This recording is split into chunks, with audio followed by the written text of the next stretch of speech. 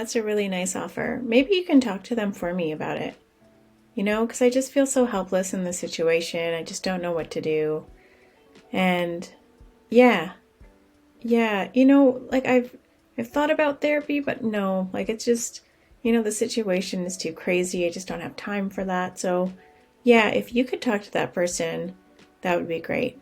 That'd really help me out. Do you see what happened there? And if not, by the end of this video, you will.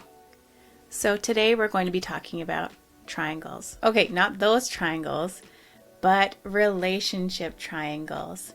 Specifically, the drama triangle.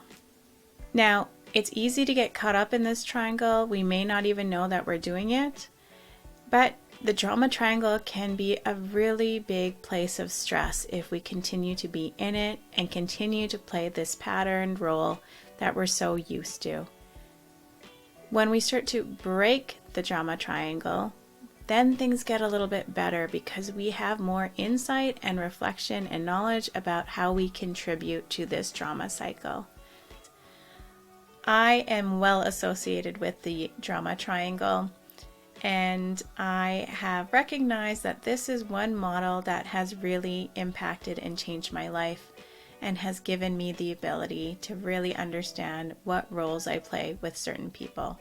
So without further ado, let's get into the drama triangle. The drama triangle was developed by Stephen Karpman in the 1960s. It is a model that describes dysfunctional social interactions and the power game between three main players. Each of these three main players are trying to get their needs met in ineffective ways. Hence, the triangle is born. Let's go back to the example in the beginning. It sounds like an empathetic conversation between two friends. If we look closer at what's happening, they're forming a triangle. Let me introduce you to the different roles in the triangle, and then I will bring this example into that triangle to demonstrate how it works. The first role we're going to explore is known as the rescuer. The rescuer has a difficult time acknowledging people's strengths and their ability to help themselves. They often overfunction, which does not allow the other person to tap into their own strengths. They work hard to take care of others' needs at all costs. They neglect their own needs, often feeling emotionally drained and resentful. They have poor boundaries. They are prone to meddle without being asked to, and they may enjoy being needed subconsciously or consciously, which brings them external validation. Next up is the persecutor. The persecutor blames others for their life circumstances. They have little to no insight into how their behaviors affect others. They often target the victim and can be controlling, demanding, judgmental, angry, reactive, and unpleasant to be around. They yell and criticize, but don't solve any problems for themselves or others. Last up is the victim. This person has a poor me mindset. They feel hopeless, powerless, and helpless.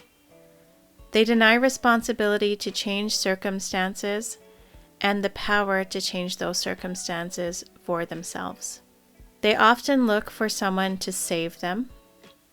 They complain, whine, and take no steps to actually solve or figure out their problems.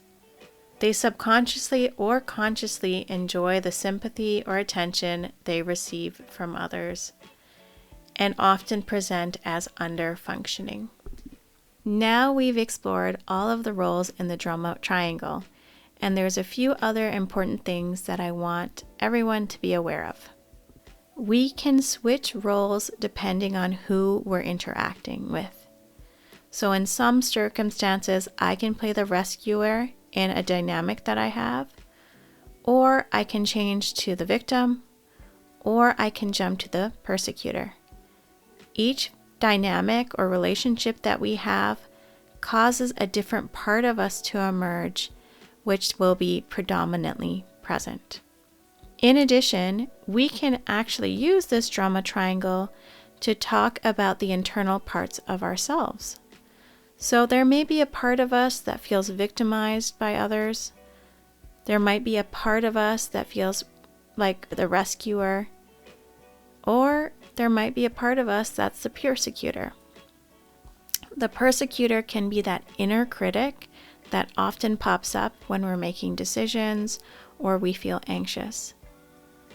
The rescuer might be that part of us that says, you know what, you don't have to do this. It's all good. Don't worry about it. And then the victim might pop up saying, I'm not capable. And again, that falls into the realm of negative self-talk.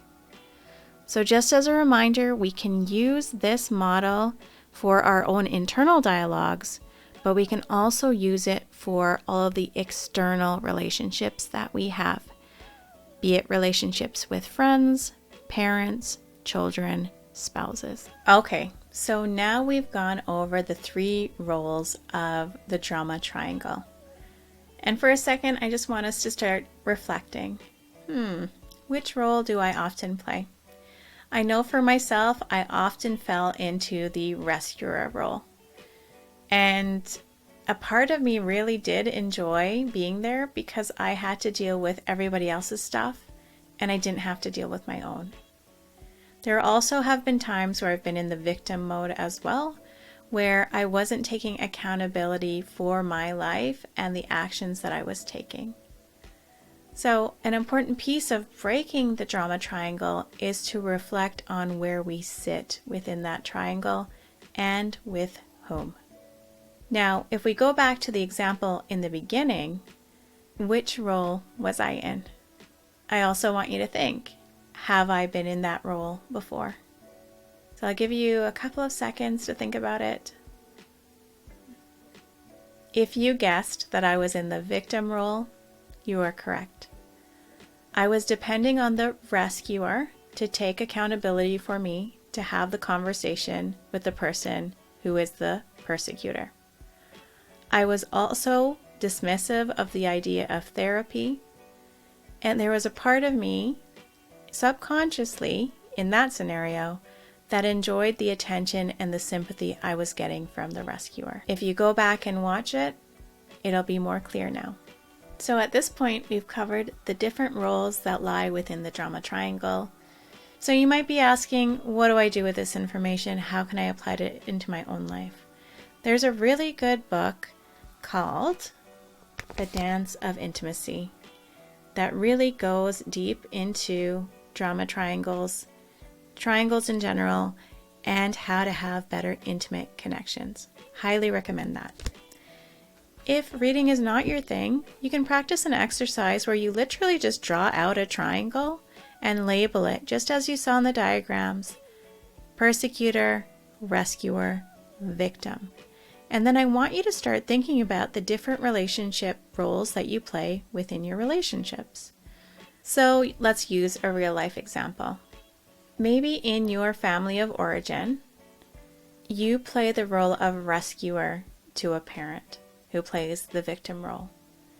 And your other parent is the persecutor. And now you're stuck in that triangle.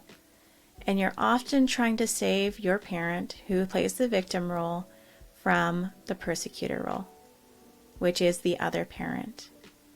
Well, when we label it and examine it, we then have a better idea of what's happening in the dynamic, and we can start making more conscious choices to empower the victim. I hope you enjoyed today's video. Please subscribe and comment below if you'd like me to make individual videos on the rescuer, the persecutor, and the victim.